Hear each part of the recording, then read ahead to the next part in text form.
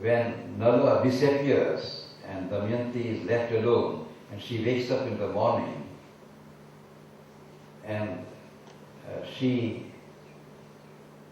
wakes up and says, Natha, Natha, Hatasmi, Vitasmi,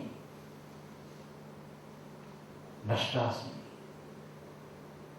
Now these words, in a torrent, there is no effort. The psychological vision of a woman who gets up in the morning, doesn't find her husband, and cries out. This is the mark of a poet. This is Shavas. Now, the difference between calling Shavas a fame and say Agni is famous, and to say that Agni is capable of this kind of Shruti, this kind of capability of inspired expressions of visions of the highest truths. This is the difference. Now, we know that in Veda, there are all kinds of psychological terms that we come across. There is, for example, Mati is a word which comes very often. Dhi is another word. Dhiyo yuna prachodaya, even in the Gayatri mantra. Medha. Yam medham devaganaha pitarascho pasate taya mamadya medha vinam kuru swaha. Now, this medha is a very prized capacity. And here there is no ritualistic interpretation possible because Veda is Veda, and it is admitted that Vedic seers were aware of what is Veda, and then there is a real subtle understanding what is Dhi, Medha, Mati, Sumati, Sankalpa.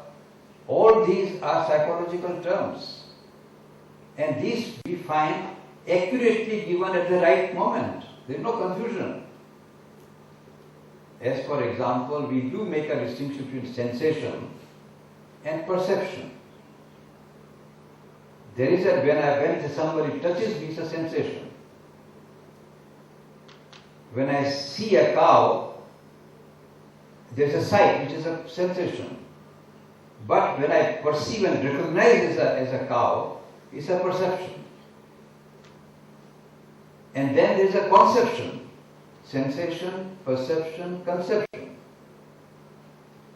Then there is a process of combination of conceptions, which we call reasoning.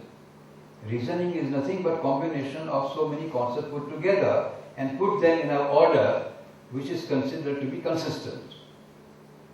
And the perception of the law of contradiction, law of identity, law of external middle, which are the normal laws of thought, and application in the process of reasoning is a still higher process of understanding. And the highest concept that we can have, I told you yesterday, of the ontological argument, that when you can see that the highest concept is the concept of God, and the perception that God exists is the highest that we can have in intelligence. And I say that this is not all, because the Veda does not stop at this point. It goes beyond conception. And then there are many faculties of which the Veda speaks. The Veda speaks of Ila, of Saraswati, of Mahati, of Dakshina. Now what are these? We don't have the time to go into details of these four faculties which are described in the Veda. And if you see what is written about them, surely they are not intellectual conceptions, they are direct perceptions and direct seizing of the truths. Now that we can seize the truths We can seize it intellectually, but we can also seize it experientially.